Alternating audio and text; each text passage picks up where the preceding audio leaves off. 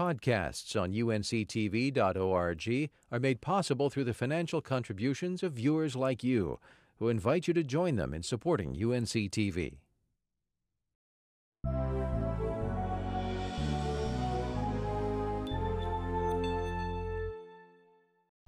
North Carolina is the home to more Native Americans than any other state in the eastern part of the United States. In fact, more than 50,000 of those Native Americans are Lumbee Indians.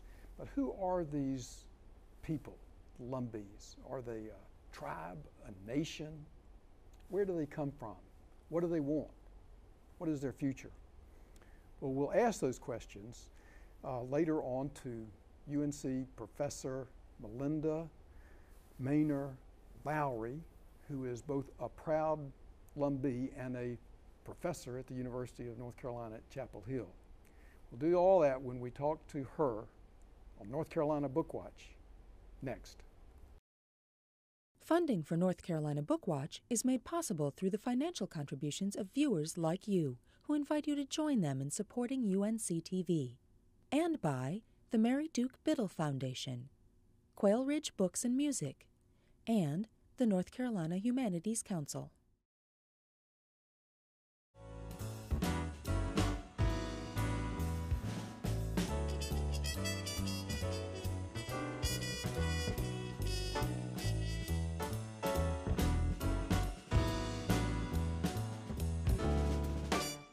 Welcome to North Carolina Bookwatch. I'm D.G. Martin, and my guest is Malinda Maynor Lowery, who is the author of a new book, Lumbee Indians in the Jim Crow South, Race, Identity, and the Making of a Nation.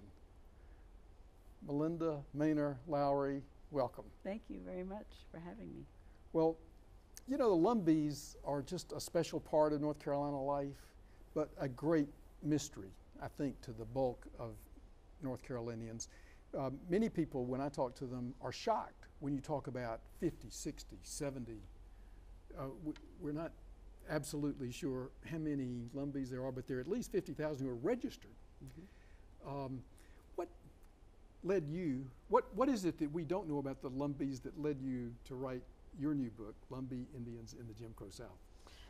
I guess there are several things that we don't know about Lumbees that I wanted to clarify in this book.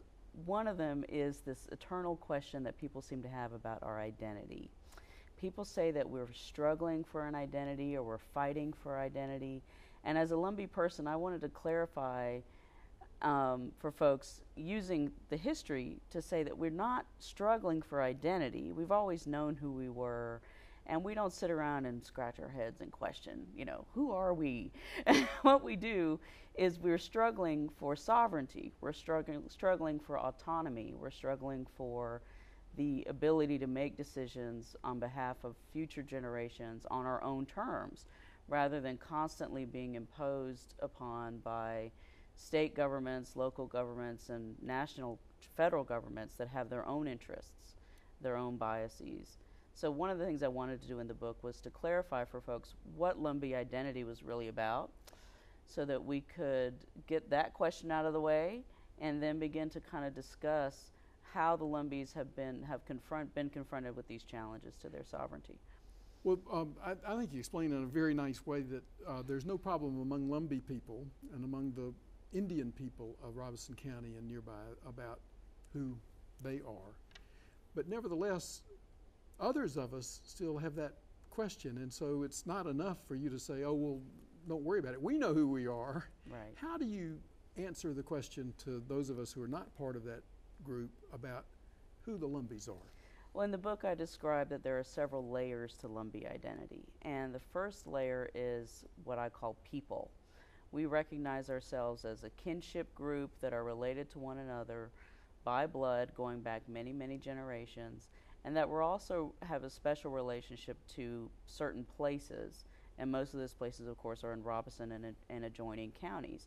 So that interrelationship of kinship and place is what creates our sense of ourselves as a people.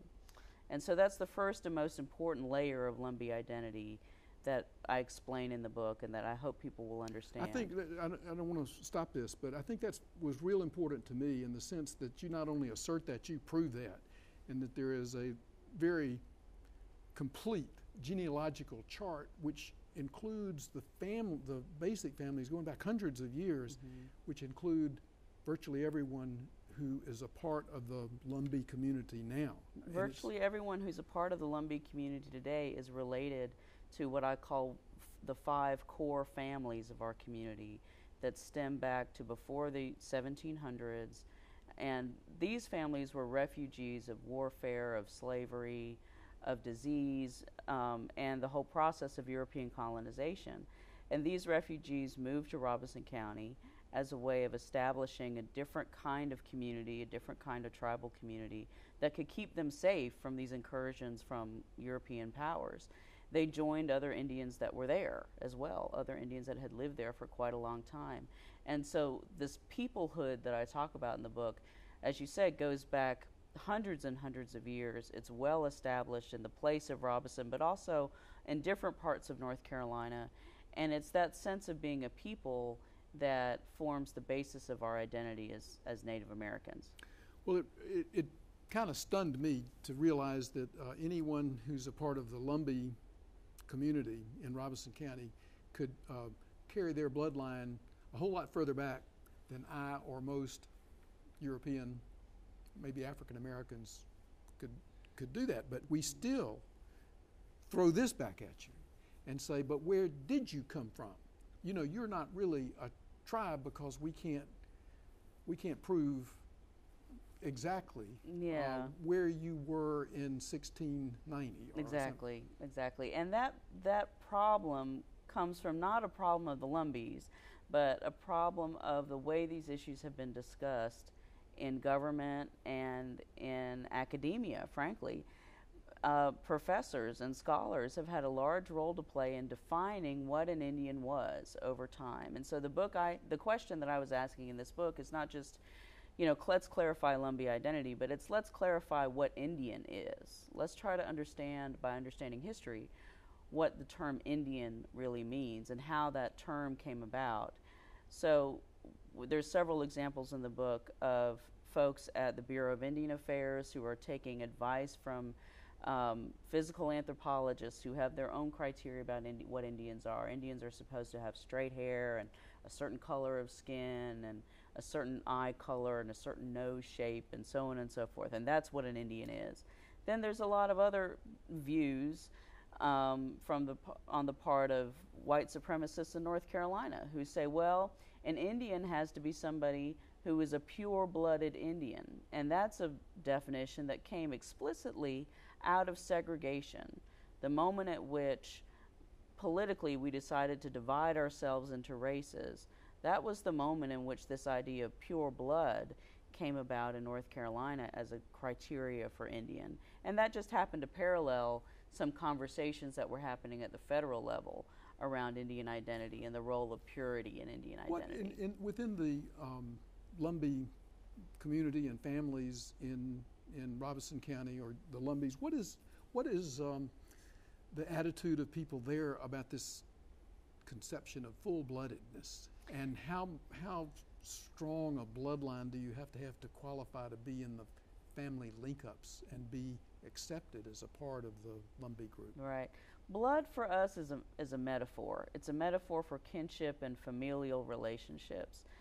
I tell a story in the book about being told that I was a full-blood Lumbee, and I thought that was such a hilarious phrase, because among us as Lumbees, we never discuss that. We never talk about being full-blood or half-breed or any of those derogatory type terms. We see those as mostly alien to our fundamental culture, which revolves around kinship. And kinship means that if your kin are Lumbee, then you are Lumbee. It doesn't matter how many non-Indian ancestors one might have had, or if you had any. If your kin are Lumbee, then you also are accepted as belonging to the Lumbee community. So that's what the idea of blood is really a metaphor for us. It's a metaphor of those kinship ties. It's not something that can be divided into little chunks and used to separate people, because we don't want to separate ourselves You from mean our to tell me kin. that there's no, if let's just say, for illustration, that if a member of the Lumbee community, or one who wished to be a member of the Lumbee community, was blonde-headed, blue-eyed, but had kinfolks, he or she would be accepted. And on the other hand, if he had a darker skin and attributes of African Americans, wouldn't get in the way of being accepted as Not a part likely.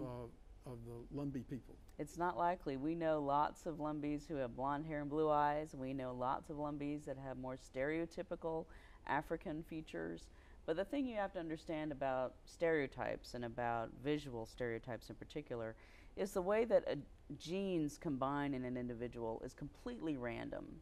You know, the way a person looks has absolutely nothing to do with their particular social or kinship ancestry. It's all got to do with these little genes that run around and randomly match up in a person, and then out comes, you know, someone who looks one way or the other, right? And so we as Lumbees, like other tribes, have always recognized that. We've always recognized that appearance doesn't determine your affiliation with the community, that the affiliation with the community is much deeper. It goes to politics, it goes to social affiliations like kinship, it goes to religious affiliations, it goes to affiliations with schools and places. A whole host of things comprise what it is to be Lumbee, along with a historical consciousness, a historical sense of who you are and who your people are. Let me push you on this just a little bit, because there are some Indian people, I mean, Lumbees are not all alike, I mean, they have different opinions, and there's some Indian or Native Americans who feel a little bit stronger about this pure bloodline than you've described. And people from other tribes, do you mean? well, I'm talking about people who, well, maybe, let's just say, let's just talk about the different tribal names. Okay. And in the modern looking at Indians in Robeson County, you run into Lumbees, and then you run into Tuscarora. And what's the difference between the Tuscarora and the Lumbee? They seem to have the same names and look the same, and go to the same churches sometimes. What's the difference? Well, that difference goes back many, many years to largely a political difference. It's somewhat of a kinship difference. As you mentioned, the genealogical charts that we have in the book talk about the 5 core families that our folks come from. And many of the people who identify themselves as Tuscaroras come from one particular family of those 5. And so they're affiliated very closely with kinship, often by kinship, and also by place. They tend to cluster in a couple of settlements in Robeson County. However, many folks who also identify as Tuscarora have done that for political reasons. They've taken on a different name from the Lumbee name to articulate a different political attitude about our future, about how we should pursue the options that are available to us as colonized So people. I'm wrong in thinking that they may say we're a little bit more Indian than the rest of the Lumbees. Some of them might say that, but that, in my mind, you know, that would be an opinion that in some ways would depart from the more standard definition among Indian people in Robeson County of who is Indian and who is not. I mean, I have first cousins who are Tuscarora, and they're very proud of being Tuscarora, just as I'm proud of being Lumbee, but we don't say that we're not kin. We don't talk about, we sang around our grandfather's piano, we ate at our grandmother's table, our mothers are sisters, and that's our kinship link, and that's what's most important to us. We have different ideas politically about how our tribes should proceed given the circumstances we're faced with under what is still a white supremacist regime. But those political differences don't get in the way of our kinship bonds, and I don't think those cousins would say that they were more Indian than I was. One of the important parts of your book is to assert and then I think prove that the Lumbee and the other Indians in Robeson County aren't worried themselves about who they are. They know who they are. And nobody can take that away from them. So what is it that the Lumbees want from the rest of the people in the United States? That's a good question. I think what Lumbees want from the rest of America is a recognition and acknowledgement that we are Native American people who have undergone a process of colonization and theft of our culture, theft of our land that has never been repaid. And when we seek recognition, when we seek federal recognition, we're seeking that sense of justice, first and foremost. That here we are, the largest tribe east of the Mississippi, in a state with the largest Indian population east of the Mississippi, and the federal government has time and time again refused to give us the same kinds of reparations, as one word to use, the same kinds of reparations that they have offered to other Native American communities. And that is simply because of a historical accident. And that historical accident, frankly, is that we were underground for such a long period of time, trying to keep ourselves safe from the intrusions of these colonizers, that we weren't out there waving flags saying, hey, come sign treaties with us. Hey, you know, we have land that we want to give up in exchange for this or that. We were not out there negotiating with federal government officials or the imperial powers that took over before the United States. But as a community, we predate the United States, and we want the United States to recognize that fact, and we want them to recognize that they need to develop a special kind of relationship with us, the same kind of relationship that they've developed with other Native American tribes. So it's an argument that because we're real Native Americans and have suffered the same kinds of losses as other tribal or national Native American groups, that we're entitled to some sort of extra help that we've not been given earlier. That's the struggle. Extra help is not exactly the right word. What would be the right word? I think what would be the right word is simply catching up to. We're entitled for the government to catch up to its responsibilities. I should have said more help than we're getting now. More help than we're getting now. Yeah, I mean, you know, that we're entitled to receive the same kinds of help that Native Americans and other communities receive, because we have that relationship among ourselves. We've articulated that we're Indians going back to the 18th century, prior to the existence of the United States. And so now the United States has a responsibility to recognize its relationship with us. I want to change directions for just a moment. The title of your book is Lumbee Indians in the Jim Crow South. Mm-hmm. And so some people would say, well, Jim Crow South, what has that got to do? Jim Crow was directed at African Americans and to try to set up a separate social system for African Americans. How do Lumbee Indians fit into the Jim Crow South? That's a good question. that in some ways is the fundamental question of the book, because when you think of the Jim Crow South, you only think of two groups. You think of whites and you think of so-called colored people. And the assumption for a long time, especially among scholars, has been that anybody who couldn't be white was classified as colored. And with the Lumbees, as well as a lot of other tribes in the South, we see that that was not true, that whites and blacks both recognized the separate existence of Indian people. But they did it in particular ways. In particular, whites did it only so far as it would support white supremacy.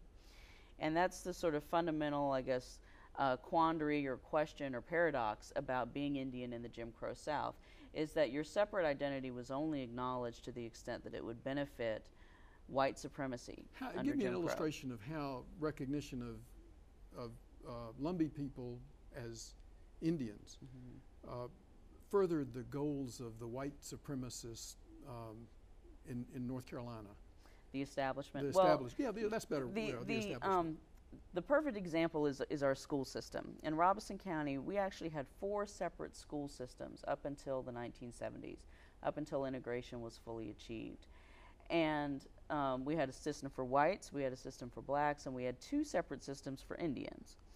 Now, Why two separate? Well, systems? one system was for a very small group of Indian families called the Smilings, and the larger group of Indians, Lumbees, were not able or willing to permit the Smilings to join their Indian schools for a long history that we probably don't have time to get into now.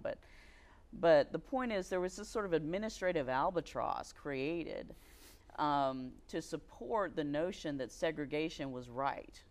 And if you believe that segregation is right, then the only group that segregation supports is the whites who are benefiting from it the most. And that's not even poor whites. We're really talking about elite white people who are benefiting from segregation. And so if you are willing to acquiesce to segregation and have a separate school for your own people, as Indians in Robeson County were willing to do, then you've essentially admitted that segregation is okay with you, and therefore that white supremacy is okay with you.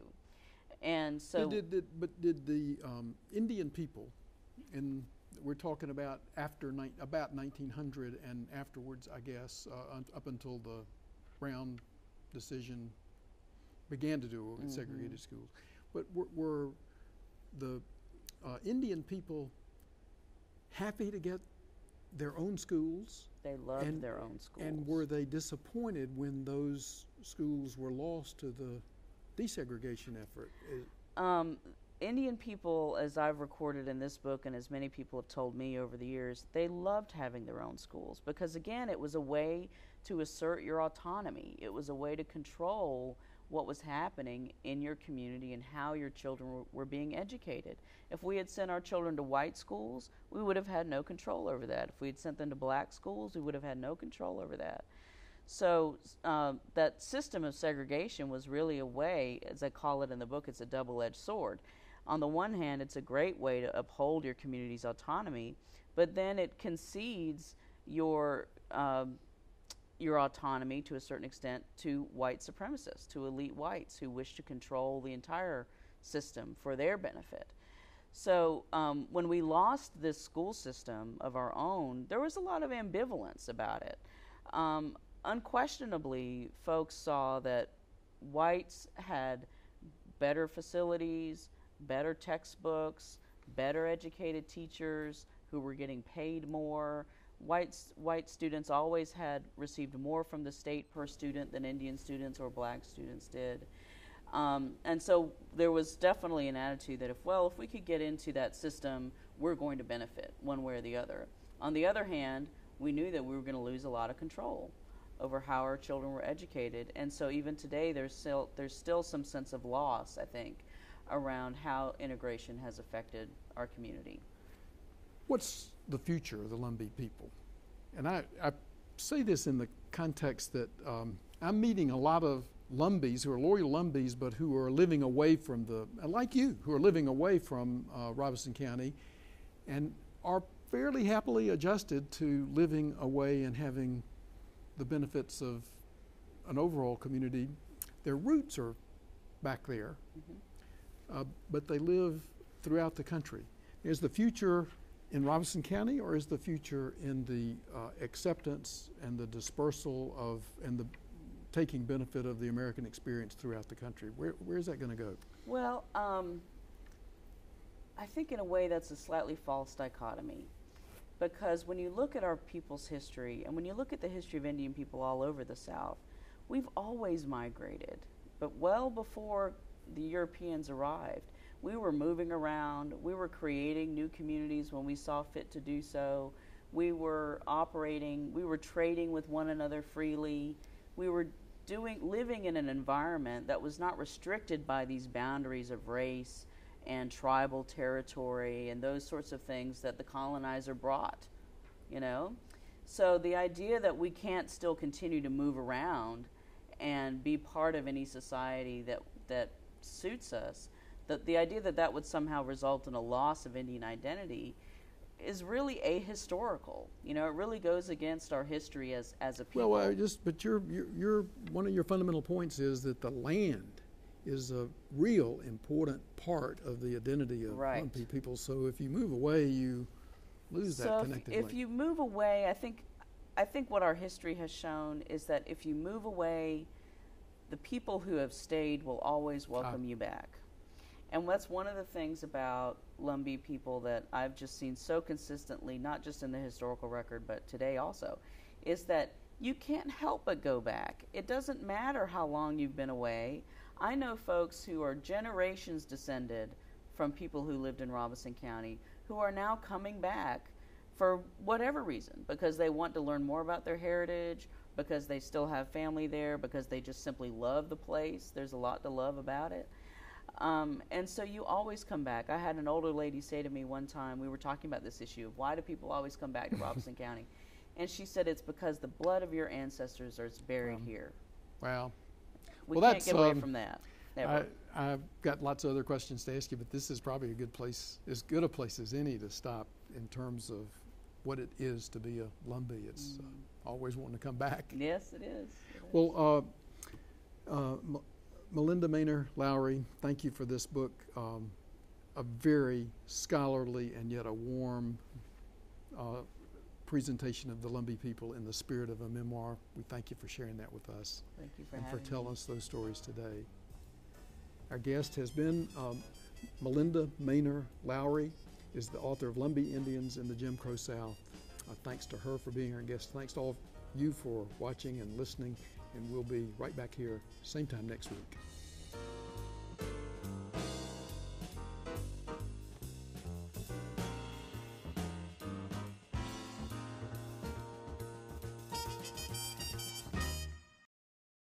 Funding for North Carolina Bookwatch is made possible through the financial contributions of viewers like you, who invite you to join them in supporting UNC-TV, and by the Mary Duke BIDDLE Foundation, Quail Ridge Books and Music, and the North Carolina Humanities Council.